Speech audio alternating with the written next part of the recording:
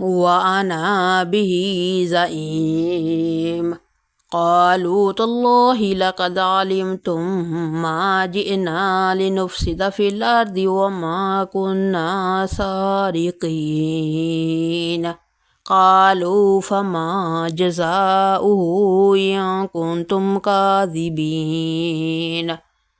قالوا جزاؤه ما وجد في رحله فهو جزاؤه كذلك نجزي الظالمين. فبدأ بأوعيتهم قبل وعاء أخيه ثم استخرجها من وعاء أخيه كذلك كدنا ليوسف ما كان ليأخذ أخاه في دين الملك إلا أن يشاء الله نرفع درجات من نشاء وفوق كل ذي علم عليم. قالوا إن يسرق فقد سرق أخ له من قبل فأسرها يوسف في نفسه ولم يبدها لهم. قال أنتم شر مكانا والله أعلم بما تصفون. قالوا يا أيها العزيز إن له أبا شيخا كبيرا فخذ أحدنا مكانه إنا نراك من المحسنين. قال معاذ الله أن نأخذ إلا من وجدنا متاعنا عنده إنا إذا لظالمون. فلما استيئسوا منه خلصوا نجيا.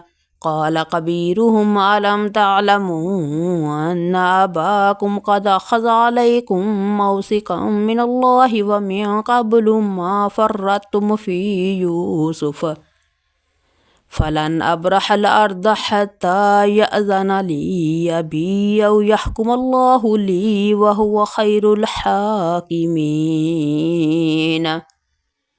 ارجعوا إلى أبيكم فقولوا يا أبانا إن ابنك سرق وما شهدنا إلا بما علمنا وما كنا للغيب حافظين. واسأل القرية التي كنا فيها والعير التي أقبلنا فيها وإنا لصادقون.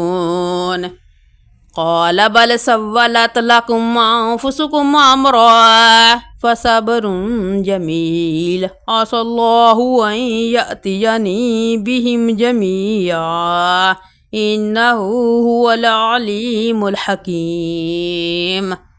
وتولى عنهم وقال يا أسفا على يوسف وابيضت عيناه من الحزن فهو كظيم.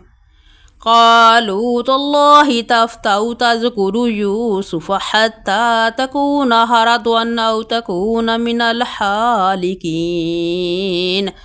قال إنما أشكو بثي وحزني إلى الله وأعلم من الله ما لا تعلمون. يا بني يذهبوا فتحسسوا من يوسف وأخيه ولا تيأسوا من روح الله إنه لا ييأس من روح الله إلا القوم الكافرون. فلما دخلوا عليه قالوا يا أيها العزيز مسنا وأهلنا الضر وجئنا ببضاعة مزجاة فأوف لنا الكيل وتصدق علينا إن الله يجزي المتصدقين. قال هل علمتم ما فعلتم بيوسف وأخيه إذا أنتم جاهلون. قالوا وإنك لأنت يوسف. قال أنا يوسف وهذا أخي قد من الله علينا إنه من يتق ويصبر فإن الله لا يضيع أجر المحسنين قالوا تالله لقد آثرك الله علينا وإن كنا لخاطئين قال لا تثريب عليكم اليوم يغفر الله لكم وهو أرحم الراحمين اذهبوا بقميصي هذا فألقوه على وجه أبي يأت بصيرا وأتوني بأهلكم أجمعين ولما فصلت العير قال أبوهم إني لأجد ريح يوسف لولا أن تفندون قالوا تالله إنك لفي ضلالك القديم فلما أن جاء البشير ألقاه على وجهه فارتد بصيرا قال ألم أقل لكم إني أعلم من الله ما لا تعلمون قالوا يا أبانا استغفر لنا ذنوبنا إنا كنا خاطئين قال سوف أستغفر لكم ربي إنه هو الغفور الرحيم فلما دخلوا على يوسف آوى إليه أبويه وقال ادخلوا مصر إن شاء الله آمنين ورفع أبويه على العرش وخروا له سجدا وقال يا أبت هذا تأويل رؤياي من قبل قد جعلها ربي حقا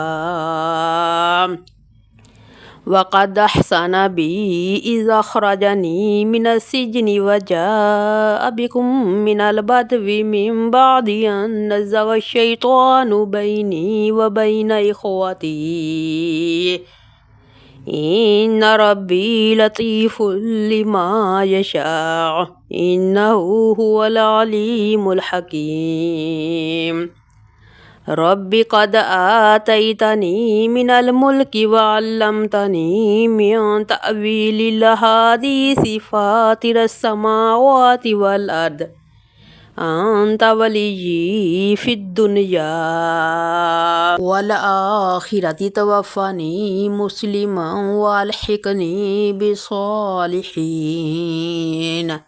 ذلك من أنباء الغيب نوحيه إليك وما كنت لديهم إذ أجمعوا أمرهم وهم يمكرون وما أكثر الناس ولو حرصت بمؤمنين وما تسألهم عليه من أجر إن هو إلا ذكر للعالمين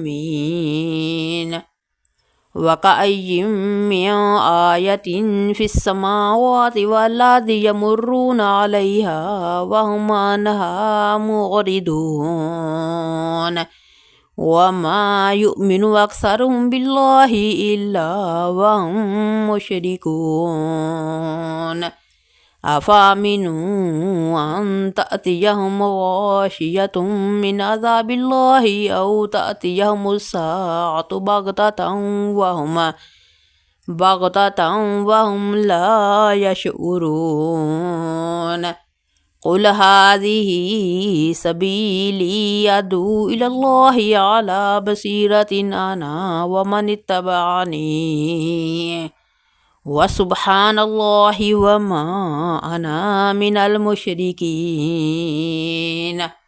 وما أرسلنا من قبلك إلا رجالا نوحي إليهم من أهل القرى أفلم يسيروا في الأرض فينظروا كيف كان عاقبة الذين من قبلهم ولدار الآخرة خير للذين اتقوا أفلا تعقلون حتى إذا استيأس الرسل وظنوا أنهم قد كذبوا جاءهم نصرنا فنجي من نشاء ولا يرد بأسنا عن القوم المجرمين